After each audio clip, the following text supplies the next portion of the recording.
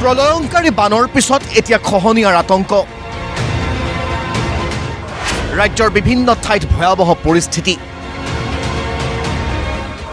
দেৰগাঁৱৰ ঐতিহাসিক চিকাৰীঘাটত চপৰে খহিছে ব্ৰহ্মপুত্ৰৰ গৰা দক্ষিণ আহতগুৰিত প্ৰবল খহনীয়াই নিৰ্যাহৰিছে নৈ পৰিয়াৰ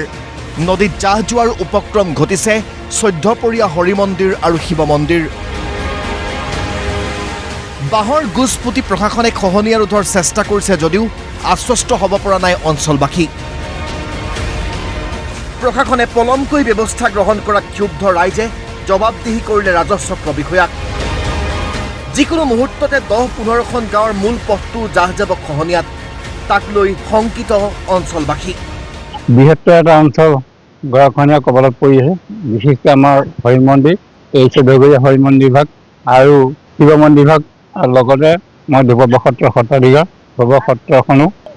ব্ৰহ্মপুত্ৰৰ প্ৰবল গৰাখহনীয়াৰ সন্মুখীন হৈছে সন্মানীয় মুখ্যমন্ত্ৰী মহোদয়ক আমি জনাব বিচাৰিছোঁ ইয়াৰ এটা সুব্যৱস্থা কৰি এই নদীপৰীয়া ৰাইজক যাতে উপকৃত কৰে মই এই কামনা কৰিছোঁ লক্ষীপুৰ ফকীৰগঞ্জৰ নামাচালা গাঁৱতো অব্যাহত আছে ব্ৰহ্মপুত্ৰৰ খহনীয়া ইতিমধ্যে 20টাকৈ পৰিয়ালৰ ঘৰ মাটি নদীৰ বুকুত নিচিহ্ন হৈছে আপোন ঘৰ দুৱাৰ ভাঙি নিৰাপদ স্থানলৈ ৰাওনা হৈছে বহু পৰিয়াল আতংক আৰু হতাশাৰ মাজেৰে দিন কটাবলগীয়া হৈছে লোকসকলে মোটামুটি 15-20 দিন ধরে প্রচুর ভাঙনি মানে বাড়িঘর টাইনার কোনো নাই আমাদের জি বেটি নয়া রাইতে দিনে সমানে টানতাছি মাটি সম্পত্তিরও কোনো ব্যবস্থা নাই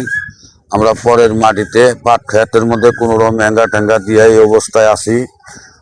কোনো পানির ব্যবস্থা নাই লেট্রিনের ব্যবস্থা নাই আমাদের কত মানে যে কি দুর্গতি হয়ে গেছে গা কষ্ট হয়েছে এর ভিতরে আমাদের কোনো জনগণের ভোট নিয়ে নেতা বানাইছি আজকে অজয় চৌধুরী এই যে দুর্যোগ চলছে আমাদের উপরে সালার একটা দিন দুঃখ জনার কথা একটা দিন আমাদের সুখ দুঃখ দেখার জন্য আসে নাই তেজপুৰ চহৰলৈও ভাবুকি আনিছে ব্ৰহ্মপুত্ৰৰ খহনীয়াই কালি বিয়লিৰে পৰা তেজপুৰ চহৰৰ কলিবাৰী অঞ্চলত আৰম্ভ হৈছে ব্যাপক খহনীয়া প্ৰশাসনে গছৰ ঠাল ঠেঙুলি বান্ধি খহনীয়া ৰোধৰ চেষ্টা কৰিছে যদিও যিকোনো মুহূৰ্ততে আহিব পাৰে বিপদ বহলকৈ ঠাই পাছলে বহি গৈছে লাহে লাহে তাৰ মানুহখিনি মানে আহি চাইছে যে এতিয়া আমাৰ ইয়াতো উপায় নাই আমি কিবা কৰিবলৈ ফোনাফোনি কৰিছে যে আমাৰ ইয়াত এতিয়া খহনীয়া লাগিছে চৰকাৰৰ পৰা কি উপায় কৰে আমাৰ আহি পেলাই আমাৰ এইখিনি মানে ৰক্ষণাবেক্ষণ দিব লাগে এতিয়ালৈ কিবা ব্যৱস্থা লৈছে এতিয়া ব্যৱস্থা লৈছে আমাৰ ছাৰ আহিছে MLA ছাৰো আহিছে আমাৰ এই DC ছাৰো আহিছে তেখেতসকলে চাই পেলাই লগত তেখেতসকলে মানে ফোনাফোনি কৰি মানুহ মাতি পেলাই এই ৰাতিৰ ভিতৰত এইখিনি কাম কৰাইছে ইয়াৰ মাজতেই দেওবাৰে ডিব্ৰুগড়ৰ বালিজান অঞ্চলৰ খহনীয়া পৰিদৰ্শন কৰে মুখ্যমন্ত্ৰী ডক্টৰ হিমন্ত বিশ্ব শৰ্মাই উক্ত খহনীয়াগ্ৰস্ত অঞ্চল পৰিদৰ্শন কৰি মুখ্যমন্ত্ৰীয়ে পৰিস্থিতিৰ বুজ লোৱাৰ লগতে বিভাগীয় বিষয়াসকলৰ লগতো আলোচনা কৰে ডিপাৰ্টমেণ্টে স্তৰে কিছু কাম কৰি গৈ আছে কিন্তু সামগ্ৰিকভাৱে গোটেই কামখিনি নহ'লে